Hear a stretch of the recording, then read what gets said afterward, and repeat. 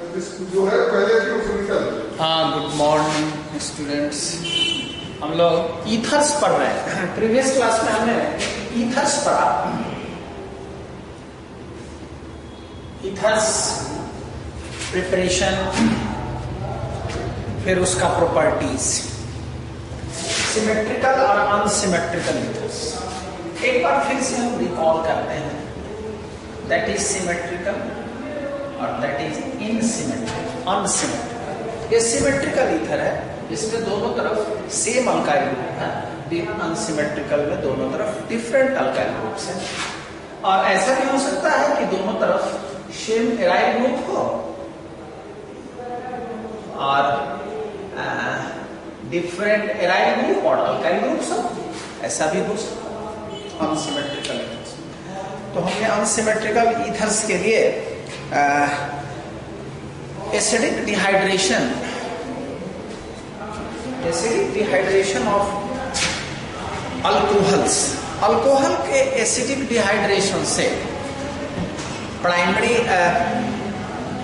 413 kelvin temperature कम sulphuric acid, dehydration कर रहे हैं 413 केल्विन कम सल्फ्यूरिक एसिड, तो बन रहा है ईथर। लेकिन उसी अल्कीन का यदि अल्कोहल का हम अगर डिहाइड्रेशन करते हैं at 443 kelvin in presence of कम सल्फ्यूरिक एसिड, तो अल्कीन का फॉर्मेशन होता है। Acidic dehydration of alcohol in presence of conc H2SO4 at 413 Kelvin to form ethers. While when acidic dehydration of alcohols in presence of conk H2SO4 at 443 Kelvin to form alkene.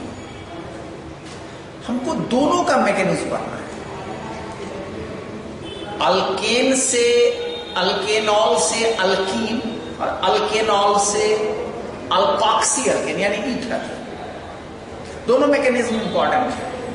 Acidic dehydration में हम properties of alcohol जब पढ़ते हैं, properties of alcohol में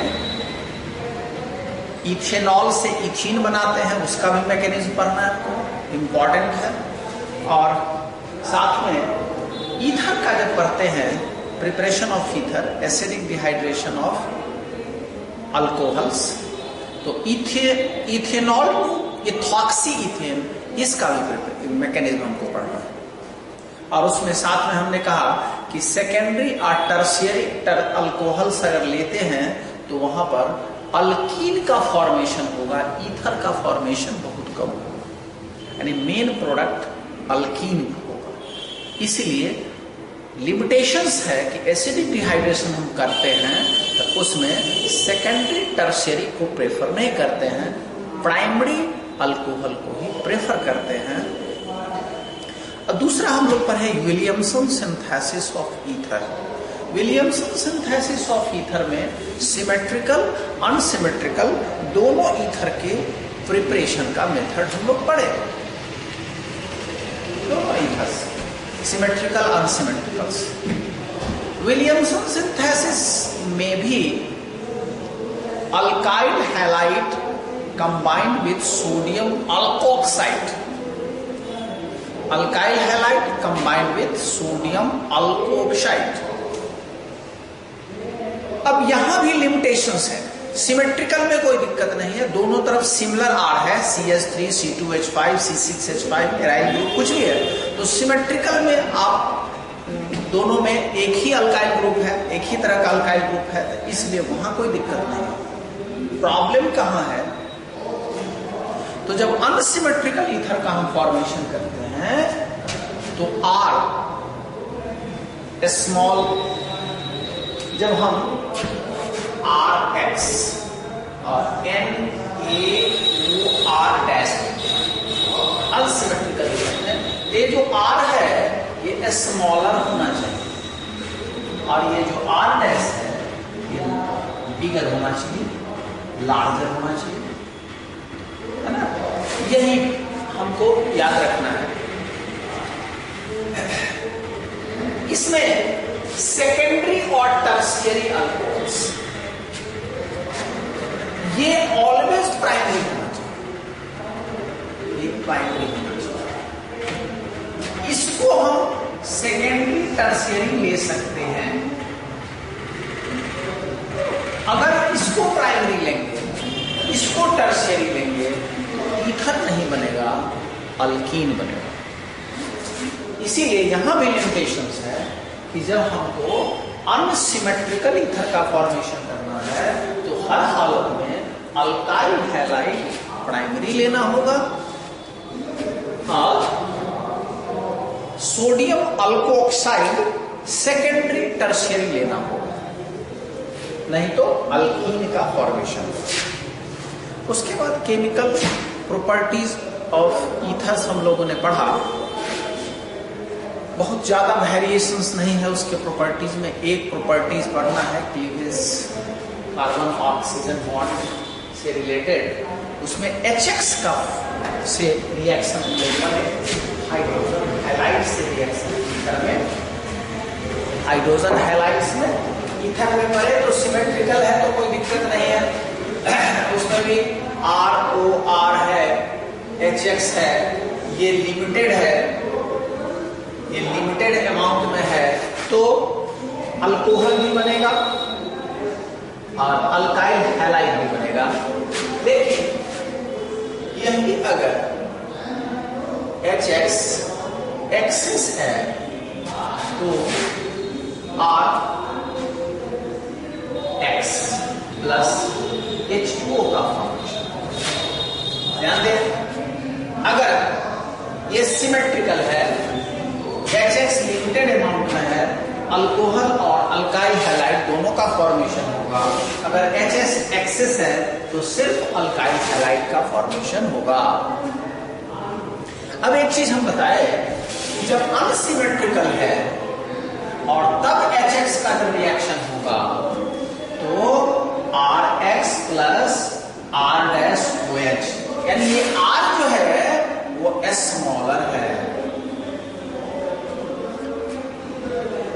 for example, अगर CH3O C2H5 है HCl तो formation होगा CH3Cl प्लस C2H5OH। ये प्रीवियस क्लास में हम लोगों ने रिएक्शन पढ़ा, preparation of ethers and reactions of ethers. अब हम लोग जनरली एरोमेटिक ईथर का प्रॉपर्टीज पढ़ेंगे। Properties of aromatic ethers, properties of aromatic ethers, properties of aromatic ethers. तो इसमें electrophilic substitution reaction, substitution reaction, electrophilic substitution reaction. पहले इस reaction के बारे में आप समझ लीजिए पूरी तरह से। जब हम प्रिपरेशन करते हैं एरोमेटिक ईथर्स का, एरोमेटिक ईथर्स में बेंजीन रिंग के साथ OR जोड़ते हैं, C6H5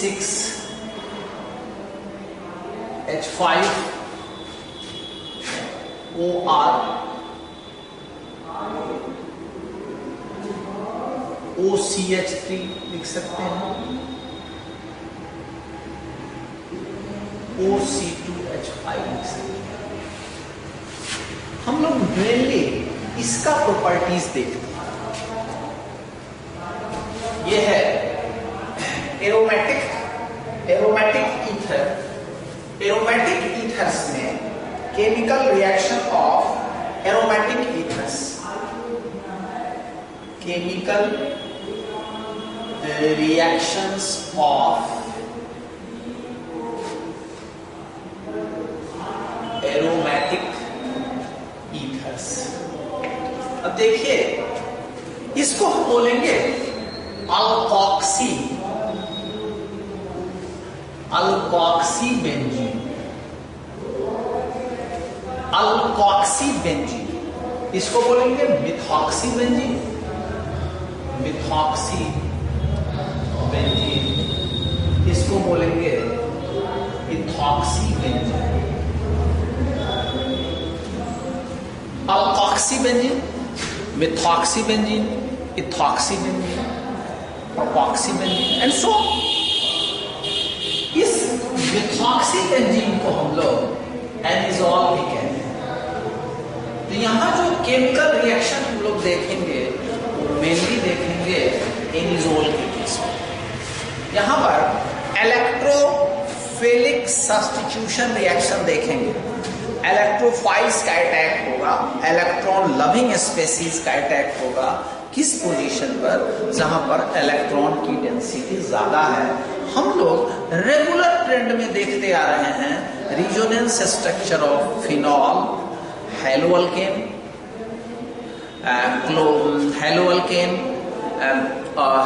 ईथर्स, एमिनोबेंजीन, सबका एक पैटर्न है रिजोनेंस स्ट्रक्चर ड्रॉ करने का। सब में प्रोडक्ट हम देखते हैं ऑर्थो और पारा डायरेक्टिंग को बनता है।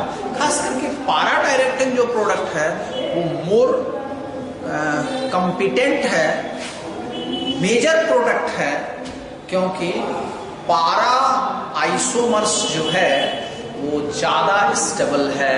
क्रिस्टल लैटिस में उसका अरेंजमेंट ज्यादा कंपैक्ट है। इसीलिए हम लोग यहां लिखे chemical reaction of aromatic ethers. Aromatic ethers में हम लोग कंसंट्रेट करेंगे एनिजोल पर। एनिजोल पर हम लोग कंसंट्रेट करेंगे एरोमेटिक ईथर्स में। तो electrophilic substitution reaction, electrophilic substitution reactions of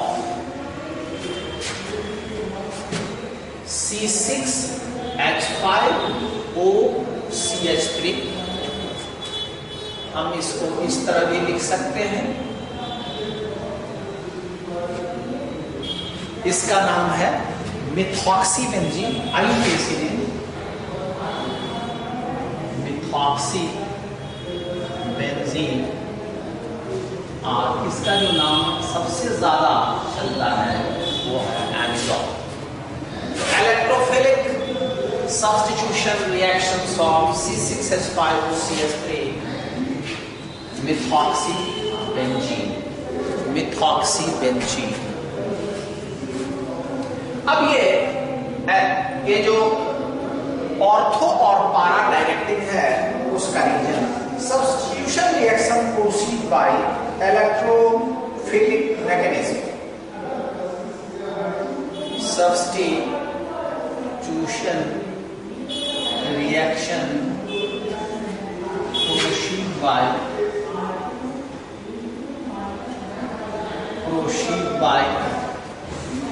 electrophilic mechanism.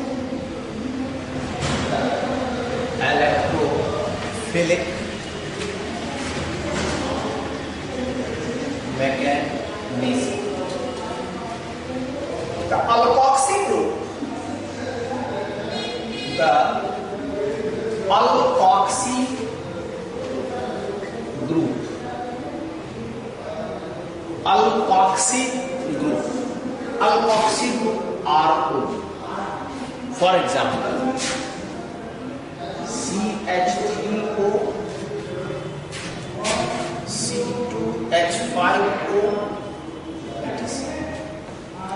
The alkoxy group, alkoxy, methoxy, ethoxy, कोई भी ग्रुप होगा एक ही तरह का पैटर्न, कोई अंतर नहीं। Present in the ring, present in the ring is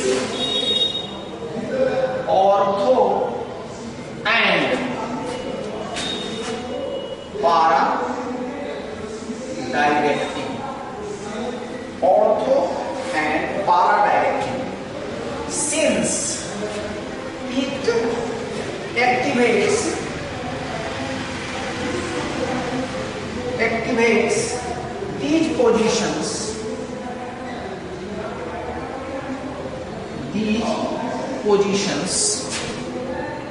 the alkoxy substitution reaction proceed by electrophilic mechanism, an attack of electrophiles. The alkoxy group, RO, for example, CH3O, C2H5O, C3H7O, and so on, present in the ring is ortho and para directing, since it activates these positions due to conjugation with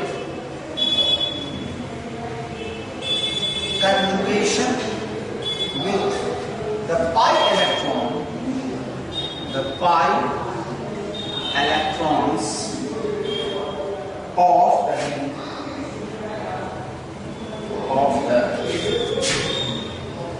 the ring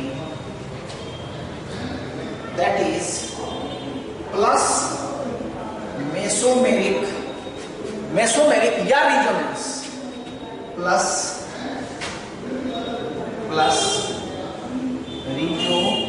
resonance effect.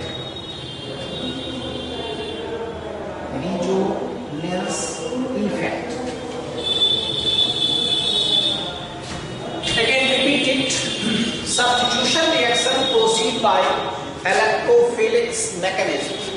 The alkoxy group, for example, methoxy, benzoxy, present in the ring is ortho and para directed, since it activates each position due to conjugation with the pi electron of the ring. यानी pi electron का impact carbon oxygen bond इस पर आता है। ये जो double bond है इसका इफेक्ट यहां आता है, ये डबल बॉन्डेड हो जाता है। यहां पर पाई इलेक्ट्रॉन कंजुगेशन होता है। इस कंजुगेशन की वजह से, जिसको रिजोनेंस इफेक्ट, मेसोमेरिक इफेक्ट कहते हैं, इसकी वजह से यहां पर ऑर्थो और पारा पोजीशन पर इलेक्ट्रोफाइल का अटैक होता है और वहां पर इलेक्ट्रोफाइल जुड़ता है। इलेक्ट्रोफाइल उस जगह पे अटैच होता है।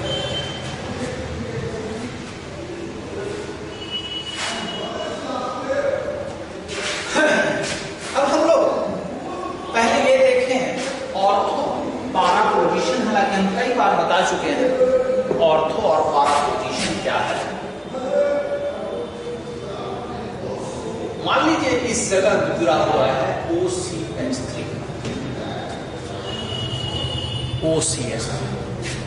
तो ये और ये दोनों पोजीशन, अगर इसको 1 लेते हैं तो ये 2, ये 2, तो 1-2 पोजीशन जो है वो है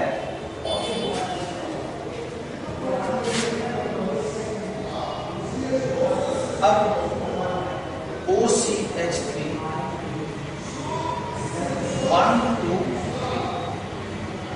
1-2-3 पोजीशन है मेटा,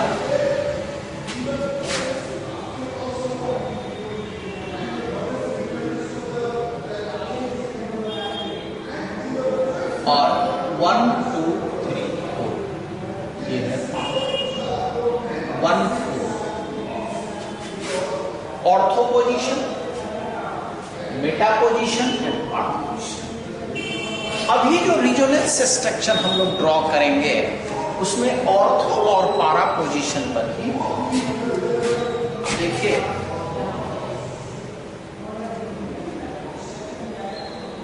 OCH3 2 बेंजीन रिंग यहां, ये दोनों इलेक्ट्रॉन इस जगह शिफ्ट किया, यहां पे आए।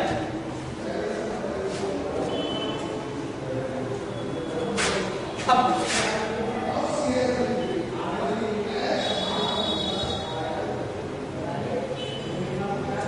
इस जगह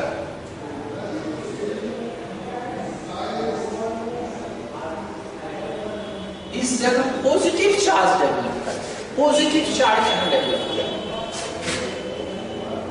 यही चीज दोहराएंगे।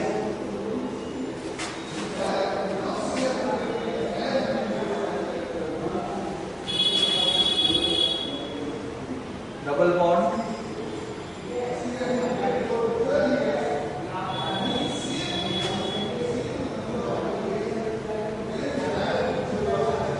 अब फिर ये बॉन्ड यहां शिफ्ट करेगा और ये यहां शिफ्ट करेगा।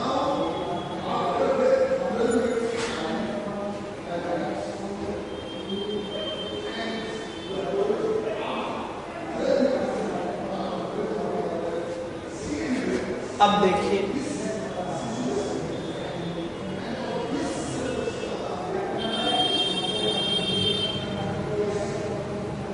अब फिर से ये बॉन्ड यहां से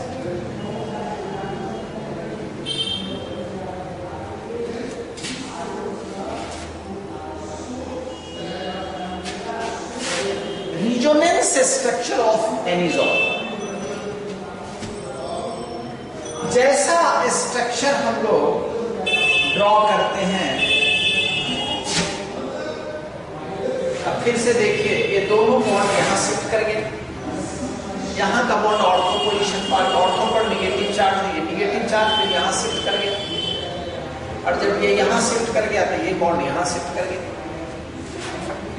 ये बॉन्ड यहां शिफ्ट किया। अब यहां पर शिफ्ट किया तो ये इस पॉइंट पे चला जाएगा। इस पॉइंट से ये इलेक्ट्रॉन, ये बॉन्ड यहां शिफ्ट किया, फिर यहां ऑर्थो पोजीशन पर मूवमेंट होता रहा, पारा पोजीशन पर भी गया, तो फाइनली ये फिर वैसा ही स्ट्रक्चर होगा। दैट इज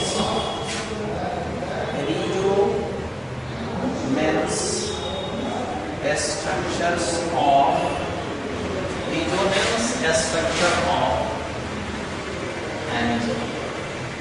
एनिजोल का ये रिजोनेंस स्ट्रक्चर्स है, जिसमें रिजोनेंस स्ट्रक्चर में हम लोग देख रहे हैं ऑर्थो पोजीशन, यहां पर ऑर्थो पोजीशन और यहां पर पारा पोजीशन। ऑर्थो और पारा पोजीशन पर इलेक्ट्रॉन की डेंसिटी ज्यादा है, इसीलिए जो प्रोडक्ट का फॉर्मेशन होगा वो ऑर्थो पारा डाइलेशन। बहुत सिंपल रिएक्शन है इसका। Halogenation, sulphonation, nitration, Friedel-Crafts alkylation, Friedel-Crafts acylation, इस सब रिएक्शन में ortho and para directing position पर प्रोडक्ट का फॉर्मेशन होगा, इसीलिए सारा रिएक्शन एक ही पैटर्न पर है। अब इस रिएक्शंस को हम लोग देखते हैं। रीजन यही है कि ऑर्थो और पारा डायरेक्टिंग है, ऑर्थो और पारा पोजीशन पर इलेक्ट्रॉन की डेंसिटी ज्यादा है, इस वजह से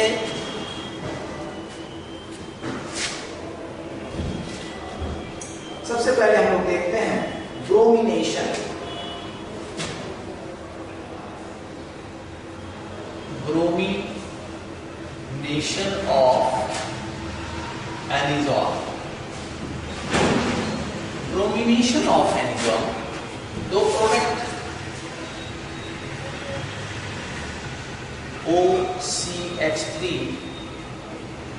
Br2 in CH3 COOH।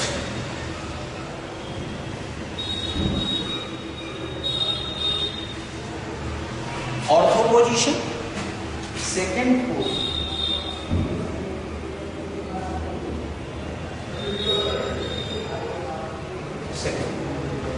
पारा पोजीशन, पारा पोजीशन। तो ये इसका नाम हो गया एनिजॉल, इसका नाम हो गया ऑर्थो। ऑर्थो ब्रोमो एनिजॉल भी कह सकते हैं, या 2 bromo एनिजॉल, 4 bromo एनिजॉल।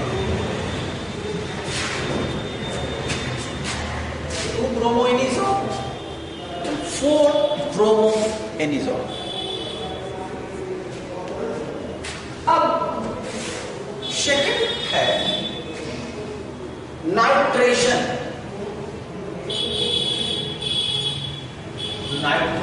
Of anisole. Nitration of anisole.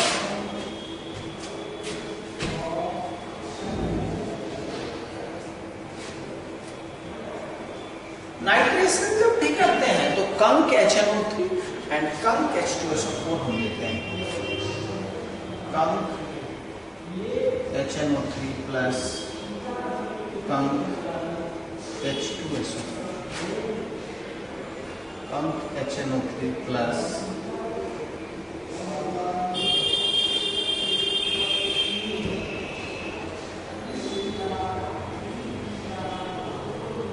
OCH3NO2,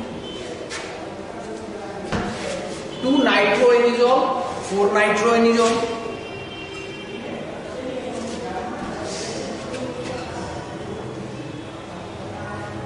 2 nitro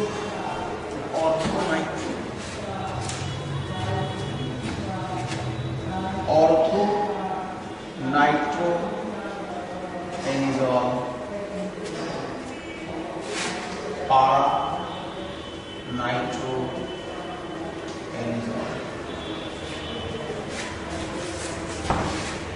अब थर्ड रिएक्शन देखते हैं हम लोग, ये ब्रोमिनेशन ऑर्थो और पारा पोजीशन का, नाइट्रेशन ऑर्थो एंड पारा position.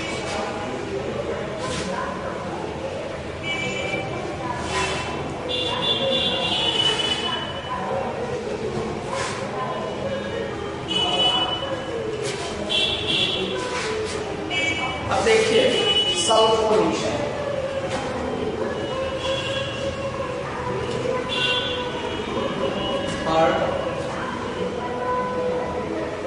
sulfonation means reaction of skunk sulfuric acid, a reaction with skunk H2SO,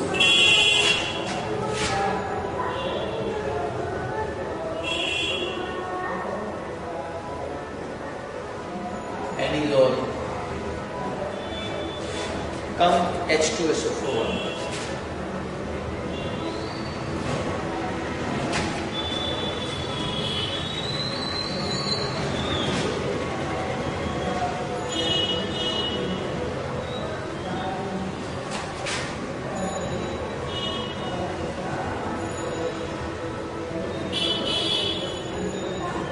H2SO4 के प्रेजेंस में रिएक्शन होगा। Sulphonic acid senior function group है, तो इसका नाम हम लिखेंगे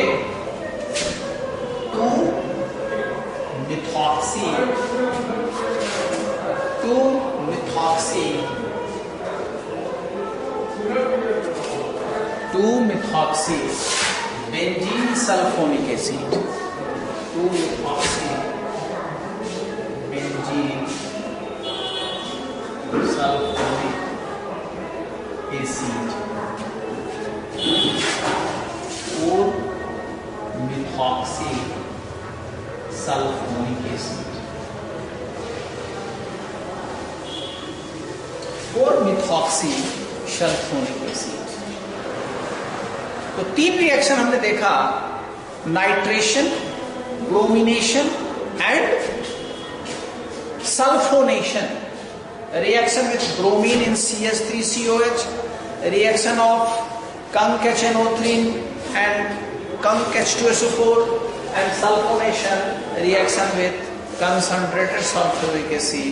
तीनों में हमने देखा ortho and para directing product का फॉर्मेशन हो रहा है। अब हम देखेंगे फ्रीडेल-क्राफ्ट रिएक्शन। फ्रीडेल-क्राफ्ट रिएक्शन में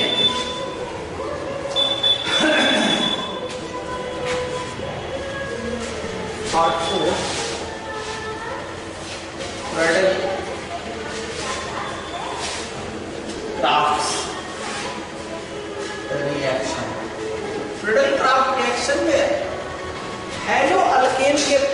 जब रिएक्शन होता है तो वहां पर प्रोडक्ट का फॉर्मेशन होता है अल्काइल ग्रुप। इस दोनों को हम एक साथ देखते हैं।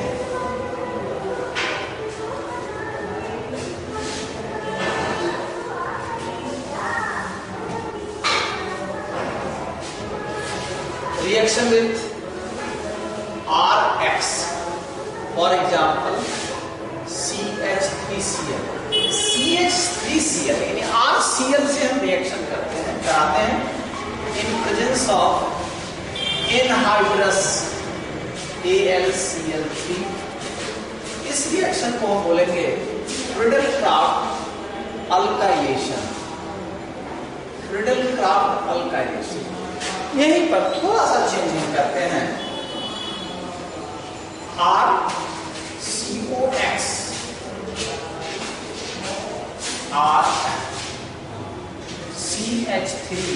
CH3COCl in presence of anhydrous AlCl3। Friedel-Crafts acylation।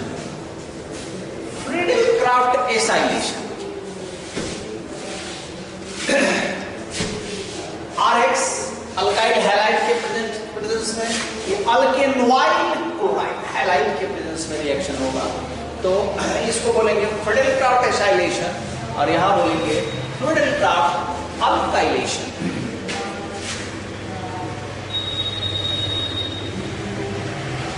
देखिए यहां पर OCH3 है, CH3 जुड़ेगा,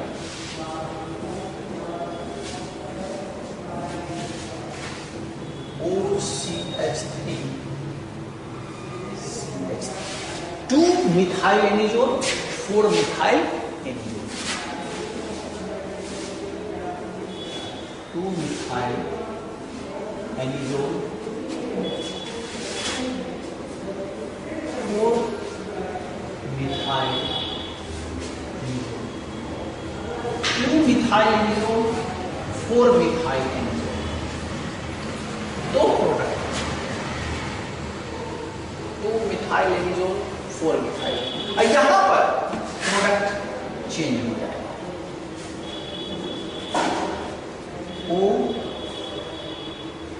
OCH3 C double bond OCH3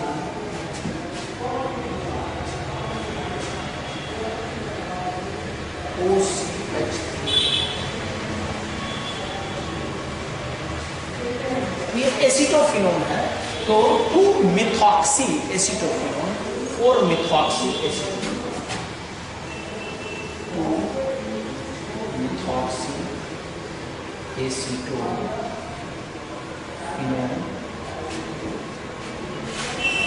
4 methoxy acetophenone,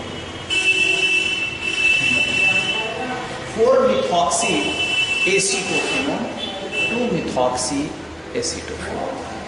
यही हमारा chemical reaction of aromatic ethers है। हम लोग अब alcohols, phenols and ethers chapter को फिनिश किए। हम लोग इस चैप्टर में जो पढ़े कंक्लूसिव देखें तो क्लासिफिकेशंस ऑफ अल्कोहल्स में primary, secondary, tertiary alcohols, allylic alcohols, vinylic alcohol, benzylic alcohol, खास करके प्राइमरी, सेकेंडरी, टर्शियरी अल्कोहल्स ध्यान में रखना है। बेंजाइलिक फिनॉल, बेंजाइलिक अल्कोहल और फिनॉल, इसको हमको ध्यान में रखना है। उसके बाद इस चैप्टर में मैकेनिज्म भी बहुत है। Mechanism ethene to ethanol, ethanol to ethene, ethanol to ethoxy ethane, preparation of alcohol from carbonyl compound reaction with Grignard's reagent, तो सबसे ज्यादा रिएक्शन मैकेनिज्म जो है हमारे ऑर्गेनिक केमिस्ट्री के 12th के सिलेबस में इसी चैप्टर से ज्यादा क्वेश्चंस हैं।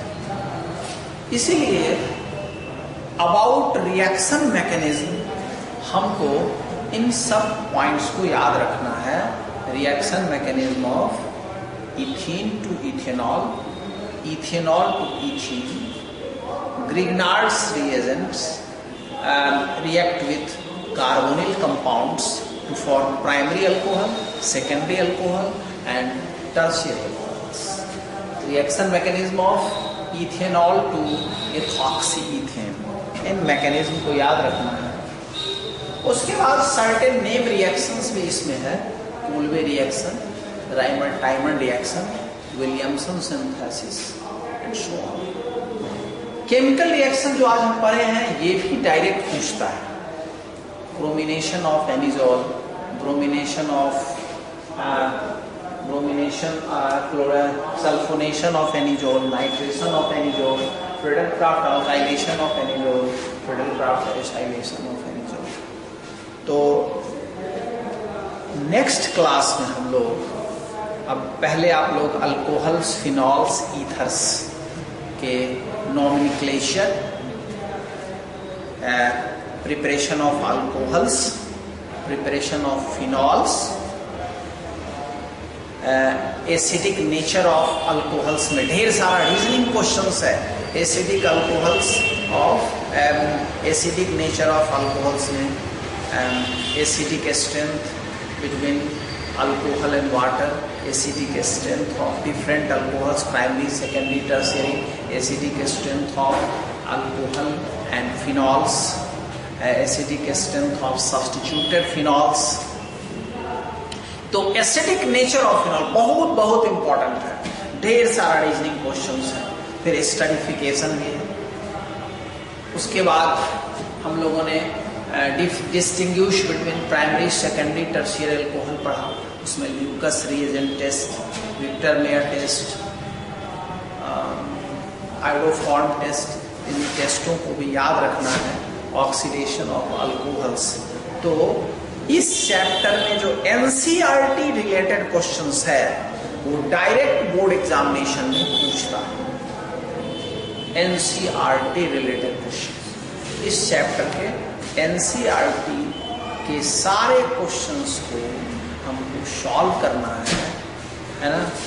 और तब नेक्स्ट क्लास में हम लोग, चूंकि halo alkane, halo arene finish किए, केमिस्ट्री ने एवरीडे लाइफ फिनिश किए, halo alkanes and halo arenes, alcohols, phenols and ethers को फिनिश किए। तो एक बिग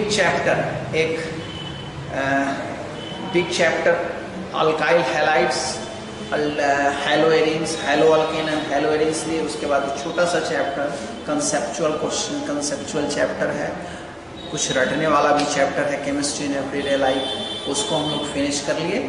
अब नेक्स्ट में हम लोग अल्कोहल्स, फिनॉल्स और ईथर्स के बाद पॉलीमर्स एक छोटा सा चैप्टर्स है, उस पॉलीमर्स को कंक्लूड कर लेंगे। पॉलीमर्स पर से रिलेटेड जो भी समझना है उसका जो पीडीएफ है, मेन उसका पीडीएफ है, पॉलीमर्स का मेन पीडीएफ रहेगा। कहीं कहीं जो चीज़ इम्पॉर्टेंट्स है जिसको कि बहुत ज़्यादा समझाने की ज़रूरत है उसको हम कंक्लूसिव करेंगे और लेक्चर से उसमें ज़्यादा से ज़्यादा समझाएंगे जो कहाँ से क्या क्वेश्चन रेज होता है उसको देखते हुए पॉलीमर्स को हम लोग नेक्स्ट क्लास में पॉलीमर्स को कंक्लूड करेंगे। आप लोग अभी अल्कोहल्स, फिनॉल्स और ईथर्स के सारे पीडीएफ को नोट करें, उससे रिलेटेड जो क्वेश्चंस पेपर्स हमने दिया हुआ है उस क्वेश्चन पेपर को कंक्लूड करें, क्वेश्चन पेपर को बनाएं। उसके बाद नेक्स्ट जो चैप्टर हम लोग पढ़ेंगे कमिंग वीक्स में उसको फिर देखेंगे। Then good bye.